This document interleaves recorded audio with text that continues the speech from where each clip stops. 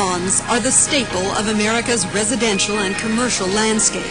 We spend $27 billion a year, 10 times more than we pay for textbooks, to grow and maintain 20 million acres of grass. 40 million lawnmowers cause 5% of the nation's air pollution, and at least 30% of our water is used to irrigate lawns, washing fertilizers and pesticides into rivers, lakes, and streams. Now, corporations, universities, government offices, and parks around the nation are looking at an alternative to Kentucky bluegrass. They're going back to their geographic roots to find native prairie and wetland plants. These grasses, flowers, forbs, and sedges have adapted over hundreds of years to our climate. They survived heat and drought, extreme cold and fire, their long roots tucked deep in the ground. They provide habitat for native birds and butterflies, but discourage Canada geese, birds that prefer lawns and open spaces. In suburban Chicago, Sears chose a native landscape for Prairie Stone, its 786-acre business park, and manager Bill Canopiotis cites substantial cost savings. You don't have to put a full irrigation system in. You don't have to lay down the expensive bluegrass, and that can save up to 30 to 40% of the initial landscape budget for a building. Long term, you have a maintenance savings where you're not irrigating, so you don't have the water bills, you're not mowing, you're not clipping bushes and hedges, you don't have that expensive labor charge. That could save you up to 40% every year. The park is also a unique benefit for employees of companies located there. It's a good break point for lunches, and if we just need to get out and talk. It's relaxing, you know, you see the landscape and the water with the fountain over there. That's always nice, the running water, and just seeing some of the wildlife. And while the typical corporate campus can be dull in the winter and spring, native landscapes are appealing all year round. What we've tried to do is blend different forbs and grasses and ornamental trees that have different bloom times throughout the year, and for most of the year it's a wonderful setting, from spring to summer to fall to winter. When the snow melts or when it rains, water is retained and filtered by these native landscapes. At the Village Hall Complex in Madison, Illinois, assistant to the village administrator, Judy Haldane, and consultant Heidi Natura say the secret is in the roots of prairie and wetland plants. The native vegetation specifically helps to promote these pore spaces for water to move through because they have extensive and deep root systems. It's not like turf grass that has very short roots. These plants, many of them go down 2 to 3 feet beneath the ground, and that holds water in the earth. It's a natural and powerful means of flood control. No pipes are needed to carry water to artificial detention basins. Runoff is reduced as water is absorbed into the ground, and as it flows across overland swales and through the ground, water gets cleaner. Well, by the time the water filters through here and it gets down to the central wetlands, on a thirsty day, if I'm down there, I would drink it. At Gompers Park in Chicago, a man-made wetland has solved other problems. Landscape architect Barbara Wood says this use was ideal for a 2.5-acre site along the Chicago River that was historically wet. When the river would rise, the area would flood. When it would rain, it would get soggy.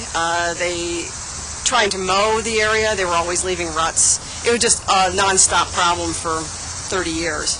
Now the park is home to birds and butterflies, turtles and frogs, not to mention the neighbors like Jim McDonald, who help to maintain the park on a voluntary basis. Residents of Homewood, Illinois also come out to enjoy their naturally landscaped park.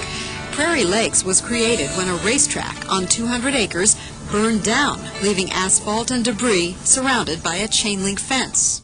45 acres were sold to commercial developers to cover the costs of installation, and the tax revenue from those businesses pays the relatively small bill for maintaining this stormwater retention area.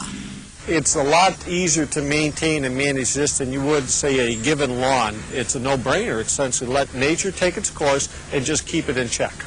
It saves money on one hand, and what we're finding is in commercial projects and even residential projects is there's substantial market premiums associated with designing and building with nature.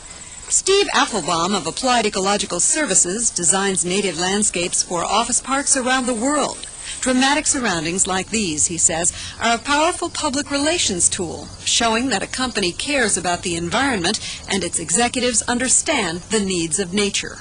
When you get involved with this process, you'll probably get inspired by it because it's a very different and invigorating experience to grow these native landscapes in contrast to conventional formal landscapes.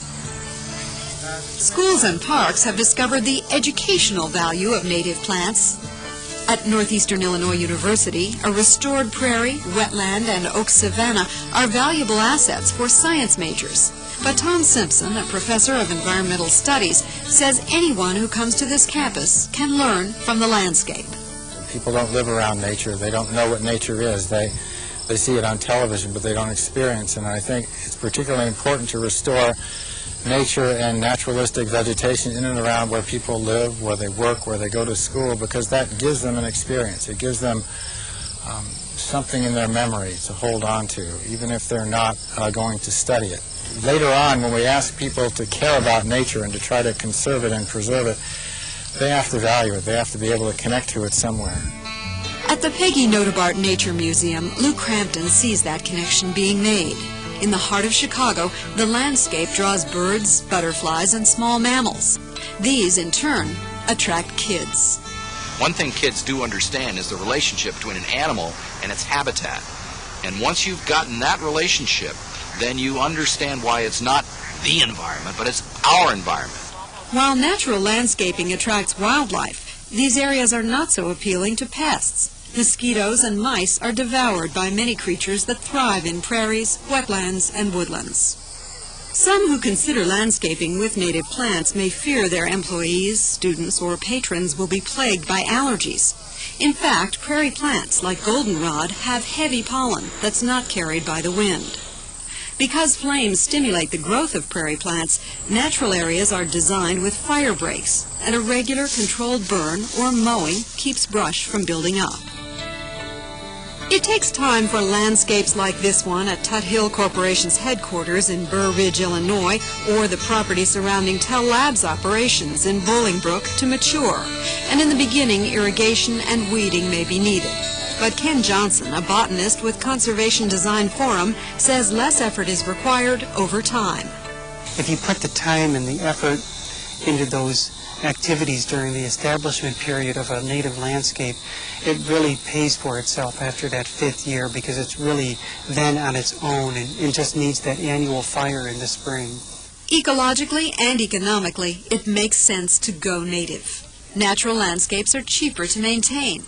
One study showed that over a 20-year period, the cumulative cost of maintaining a prairie or wetland totals $3,000 per acre, compared with the cost of $20,000 per acre for turf grass.